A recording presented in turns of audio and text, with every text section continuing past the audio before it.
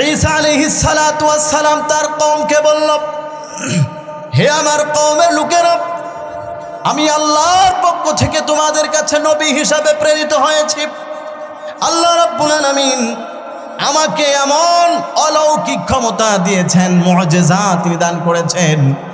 আন্নী আখলুকু লাকুম মিনাত তিনি কাহাইয়াতিত তাইর, আমি কাদা মাটি দিয়ে তোমাদের জন্য একটা পাখি বানাবো, একটা পাখির মূর্তি বানাবো।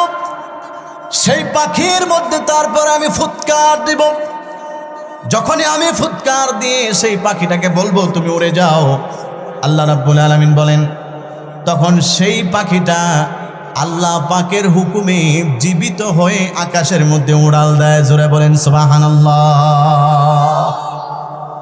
এমন একটা মুআজিজা আল্লাহ তাআলা ঈসা নবীকে দিয়েছিলেন।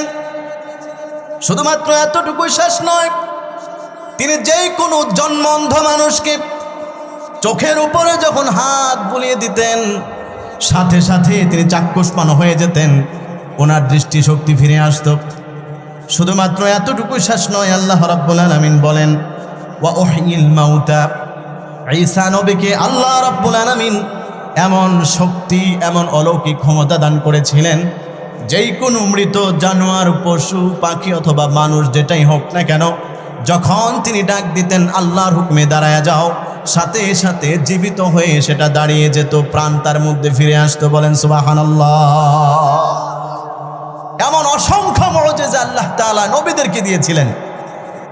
হযরত মূসা আলাইহিস সালাতু ওয়াস সালামকে আল্লাহ মুআজিজা দিয়েছেন, হাতের লাঠি মাটিতে ফেলে দিতেন। আল্লাহ বলতেন ফালকি আসাক, হে মূসা তুমি তোমার লাঠিটাকে মাটিতে ফেলো, ফাইদা হিয়া হাইয়াতুন তাসআ, সাথে সাথে সেটা সাপ হয়ে দৌড়াদৌড়ি শুরু করে দিত। বলেন সুবহানাল্লাহ। কোরআনের আরেক জায়গায় আল্লাহ তাআলা বলছেন যে এটা একটা বিশাল সাপ হয়ে যেত, ফাইদা হিয়া সুবানুম মুবিন, বিশাল বড় অজগর সাপে রূপান্তর হতো। এটা আল্লাহর পক্ষ থেকে মুআজিজা। উনি ওনার হাত বগলের নিচে দিতেন, যখন বের করতেন সেই হাত লাইটের মতো আলো হয়ে জ্বলতে থাকতো। সুবহানাল্লাহ বলেন। এমন অসংখ্য মুআজিজা আল্লাহ রাব্বুল আলামিন নবীদেরকে দিয়েছিলেন। দাউদ আলাইহিস সালাতু ওয়াস সালাম এমন মুআজিজা আল্লাহ রাব্বুল আলামিন দান করেছেন। আমার প্রিয় ভাইয়েরা, যেই কোনো শক্ত লোহার মধ্যে যখন উনি হাত দিতেন, সাথে সাথে সেটা মোমের মধ্যে আগুন দিলে যেরকম গলতে থাকে, ওই রকম লোহাটা গলে গলে পড়তে থাকতো। বলেন সুবহানাল্লাহ। ওনারই সন্তান আল্লাহ রাব্বুল আলামিন সুলাইমান নবীকে এমন মুআজিজা দিয়েছিলেন, বাতাস ওনার অনুগত ছিল। বাতাসকে যখন আদেশ করতেন বাতাস থেমে থাকো, বাতাস তখন থেমে থাকতেন। যদি বলতেন ডান দিকে যাও, বাতাস ওনার কথা মানে ডান দিকে যেত। উনি যদি বলতেন বাতাস তুমি বামে যাও, বাতাস ওনার কথা মতে ডান দিকে যেত, বাম দিকে যেত। এক কথায় আল্লাহ রাব্বুল আলামিন এরকম মুআজিজা বিভিন্ন নবীদেরকে দিয়েছেন। এবং আমাদের নবী, বিশ্ব নবী রাহমাতাল লিল আলামিনকে আল্লাহ রাব্বুল আলামিন অসংখ্য মুআজিজা দান করেছেন। আমাদের নবীর মুআজিজার কথা বিভিন্ন হাদিসের কিতাবে অসংখ্য মুআজিজার কথা আছে। আল্লাহ রাব্বুল আলামিন যত মুআজিজা আমার আপনার নবীকে দান করেছেন, সবচাইতে বড় মুআজিজা, এটার নাম হচ্ছে কোরআনুল কারীম, আল্লাহর কালাম। জোরে বলেন সুবহানাল্লাহ।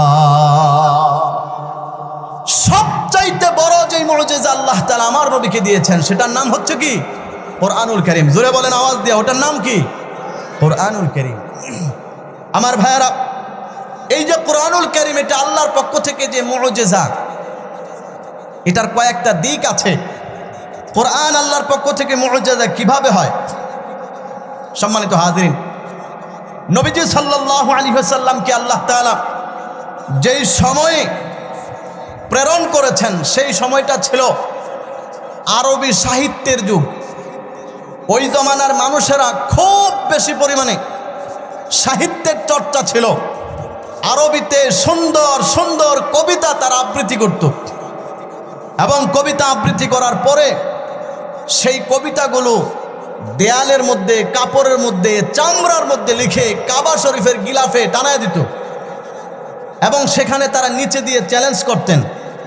বিশ্বের বিভিন্ন মানুষ কাবা শরীফে তাওয়াফ করতে আসে, যে তোমাদের মধ্য থেকে কারো যদি শক্তি সামর্থ্য থাকে তাহলে চ্যালেঞ্জ গ্রহণ করে আমাদের কবিতাগুলোর মতো এইরকম সাহিত্যপূর্ণ সুন্দর চমকপ্রদ বর্ণনাপূর্ণ কবিতা যদি কোনো বাবার বেটা থাকো বানায় দেখাও, এইরকম চ্যালেঞ্জ ওই জমানার মানুষে করত।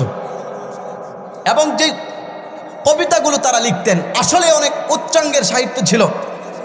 আল্লাহ তাআলা সেই জমানায় আমার আপনার নবী সাল্লাল্লাহু আলাইহি ওয়াসাল্লাম, যার অন্যতম একটা মুবারক সিফাত হচ্ছে আল উম্মি, অর্থাৎ যিনি দুনিয়ার কারো থেকে লেখাপড়া শিখেন নাই, নবীজি সাল্লাল্লাহু আলাইহি ওয়াসাল্লামের উপরে আল্লাহ তাআলা এমন এক কিতাব, এমন এক ঐশী গ্রন্থ আল্লাহ তাআলা নাজিল করেছেন, যেই কিতাবের মধ্যে আল্লাহ তাআলা সেই জমানার মানুষদেরকে পাল্টা চ্যালেঞ্জ করেছেন, ও মক্কার সাহিত্যিকেরা যারা সাহিত্য নিয়ে খুব বেশি বড়াই করো, আমি আল্লাহ তাআলা যে কোরআন নাজিল করেছি, যদি তোমরা সম্ভব হয় আমার কোরআনের মতো ছোট্ট একটা সূরা তোমরা বানায় দেখাও।